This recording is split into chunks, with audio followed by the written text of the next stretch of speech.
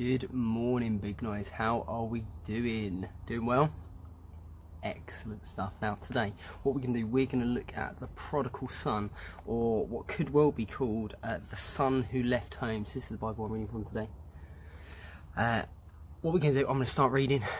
Words are going to hopefully come up on the screen, and you can read along as well, okay? So we'll read it first, then I'll say what we're going to go for. So this is Luke 15, starting verse 11. Then Jesus said, a man had two sons. The younger son said to his father, "Give me my share of the property." So the father divided the property between his two sons. Then the younger son gathered up all that was his and left. He travelled far away to another country. There he wasted his money in foolish living. He spent everything he had. Soon after that, the land became very dry and there was no rain. There was not enough food to eat anywhere in the country. The son was hungry and needed money, so he got a job with one of the citizens there. The man sent the son into the fields to feed the pigs. The son was so hungry and willing to eat the food the pigs were eating, but no one gave him anything. The son realised that he had been very foolish. He thought, all my father's servants have plenty of food, but I am here almost dying with hunger. I will leave and return to my father. I'll say to him, Father, I have sinned against God and I've done wrong to you. I'm not good enough to be called your son. Let me be like one of your servants. So the son left and went to his father. While the son was still a long way off, his father saw him coming. He felt sorry for his son, so the father ran to him and hugged him and kissed him. The son said, Father, I have sinned against God and I have done wrong to you. I am not good enough to be called your son. But the father said to his servants, Hurry, bring the best clothes and put them on him. Also, put a ring on his finger and sandals on his feet. And get the fat calf and kill it. Then we will have a feast and celebrate. My son was dead, but now he is alive. He was lost, but now he is found. So they began to celebrate. I'm going to stop there. Now, I'm going to talk about what's not actually written in here. We've heard a lot about the son. The son wanted his inheritance. The son went off and foolishly wasted his money. The son was sorry, so then came back. The son came back walking. The son was saying sorry. But what I want to look at today is I want to look at the father. So in other Bibles, in the NIV and ESV and those kind of Bibles, it will sometimes say the prodigal son. So prodigal meaning reckless or wasteful. It can also mean extravagant. I'm going to put up a little what Google says on here as well. So there's one side of it, it's wasteful, giving away. But the other side of generosity and giving, and not carelessly giving, but giving extravagantly. So if we look at the father, what did the father do? So let's look right at the beginning. The younger son said to his father, give me my share of the property. So basically he's saying to you, Dad, I don't really care about you, I just want your money. So normally when a father would die, he would then give his share of his property to his sons or his family, okay? The sons mostly, especially the firstborn son would get twice the amount of the other ones, which is interesting. It doesn't say anything about that in here, it just says he gets his share of the inheritance. So the son, the father has said, okay, yep, I'll give you the share. So I'm gonna basically die to you and give it. So he's lost his son. He feel the pain of this dad. His son doesn't want anything to do with him. He just wants to take his money and go off and live. Everything he's been teaching him for all these years means nothing to him because he just wants to go off and live however he wants to live. I'd say poor dad, but he does it because he's extravagant and he's giving. The son then went off. Now it doesn't say how long that son went off. It could have been a week, could have been a year, could have been 10 years. It was most likely that the dad was quite wealthy, so he would have had a lot of money to give to his son, so his son would have had a lot of money before that ran out. It doesn't say how long it is. Say it was a month. Let's go for a month, an arbitrary number, a month. Let's see when next it says all about son. When does it say about dad? So he's saying, I'm going to forgive you. It says, I'm really sorry, I've sinned against you. Here we go.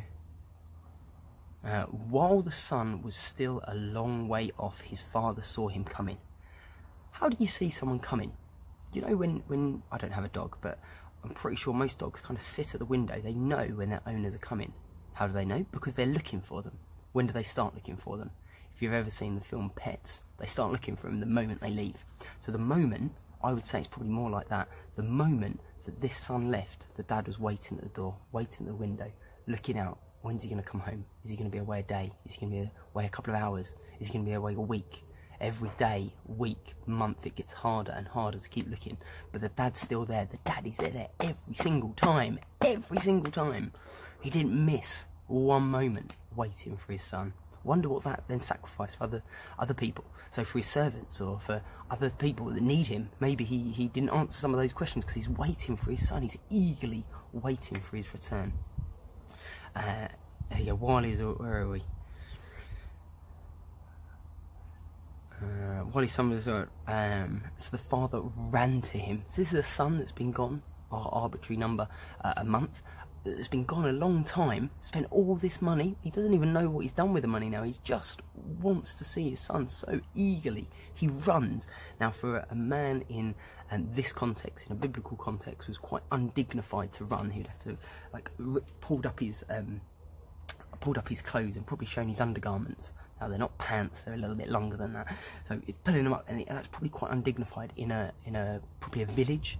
Other people would have seen him doing this, but he didn't care. He saw his son a long way off, hitched up his robes, and ran to him. He just wanted to see his son. Now, where has this son been for all this time? At the moment, the father doesn't know. But as soon as he comes close to him, he's going to know he's been with pigs. On a very slight note, pigs are seen as dirty creatures in this kind of time as well, but we'll skip past that for the moment. He's been near pigs, he's been near animal, livestock. He's gonna stink. He's not eaten, he's gonna be scrawny, he's gonna be smelly. And what does his dad do? Ran to him and hugged and kissed him. Now that's quite close to hug and kiss someone. Obviously we're not allowed to do that at the moment, but don't you think that's amazing? His dad didn't care about any of those things, about his dignity, about other people seeing what he's doing. He just cared about his son. He didn't care that his son was smelly or dirty. He just wanted his son. And as his son even starts his prepared speech, I've sinned against you and da-da-da-da-da, his dad probably could see his sorry in his eyes. I could imagine if he knows his son, which he probably does, his dad could see that he was sorry in his eyes and just... Don't worry about that. Calls his servant over. Come, we need to kill a fattened calf. You know, this is a big celebration. We want you to have a party. We want to get the best livestock that we can get, the fat calf. Kill that. That is big celebrations. So he brings out, let's do that and let's have a party. Let's have a feast. Here we go. In verse 24, it says, my son was dead, but now he's alive again. So all this time, his dad, he could have been dead. Yeah, how long would that dad waited? You just don't know. He would have waited for years and years and years, and who knows how long it actually was. And he just is there to celebrate.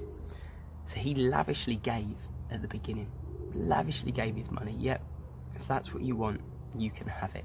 And then when he came back, lavishly gave of himself, of his dignity, of his pride, of his money.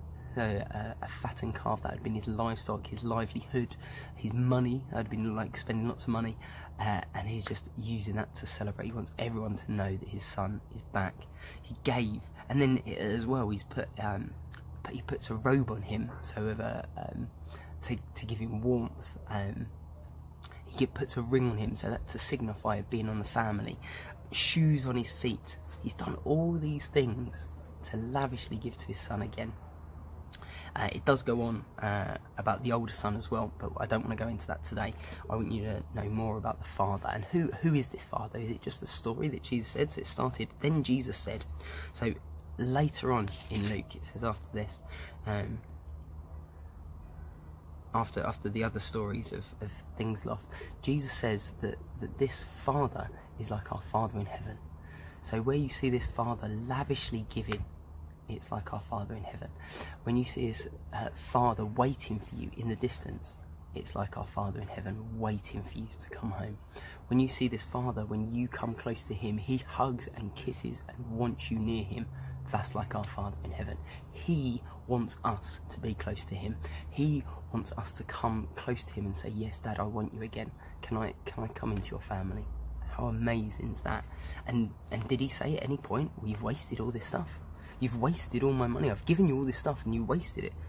No, none of the place there does it say that at all. It says he runs to him, he hugs and kisses him, and then gives him things to show that he's in the family. That's pretty incredible. And that's the same for our Father. Our Father in heaven is exactly the same for you. So it doesn't matter where you're at, doesn't matter what kind of things you've done, doesn't matter where you've been for the last week, month, year, day, whatever. All it matters is that you want him. Do you know what? I think that is a great place to leave it. As you go into this week, just think, am I close to the Father? Am I close to our Father in heaven? Am I walking with him? Have I accepted Jesus and said, yes, make a way for me to be with the Father? Have a think about it. If you have any questions, please message one of us on the team. We'd love to help.